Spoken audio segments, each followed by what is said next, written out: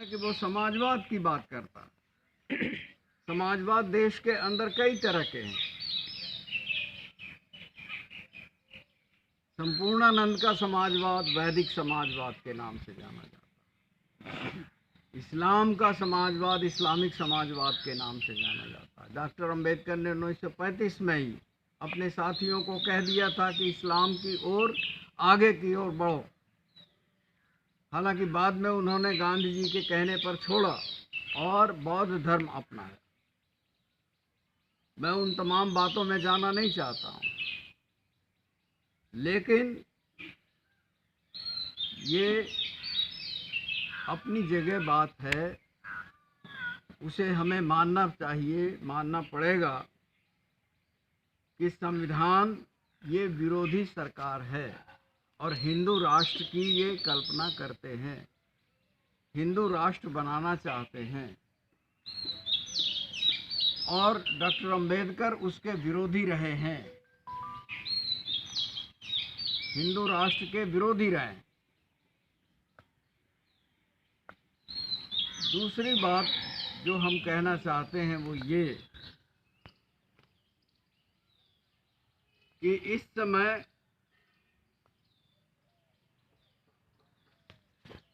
जो हमारे देश में चल रहा है, हमारे राष्ट्र में चल रहा है, वो राष्ट्रीय एकता के खिलाफ है, राष्ट्रीय संप्रभुता के खिलाफ है, राष्ट्रीय एकता और राष्ट्रीय संप्रभुता के खिलाफ है। राष्ट्रीय संप्रभुता किस लिए कह रहे हैं? क्योंकि WTO बना हुआ है, एक मंच जिसमें हमारे आर्थिक सारे मसले जिनको समझौता करना है वो वहाँ जाकर के समझौता करे।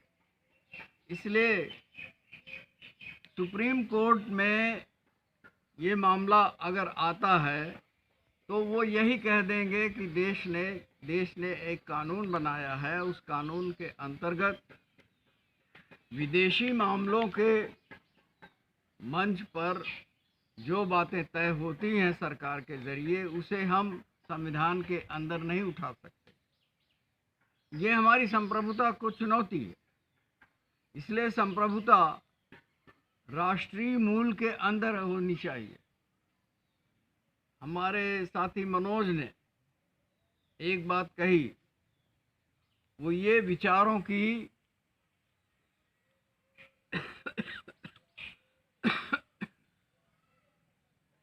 का नशा, विचारों का नशा, तो जाहिर है यहाँ विचारों का नशा की बात होती है। कम्युनिज्म एक ऐसा विचार है जो नशा पैदा करता है। ये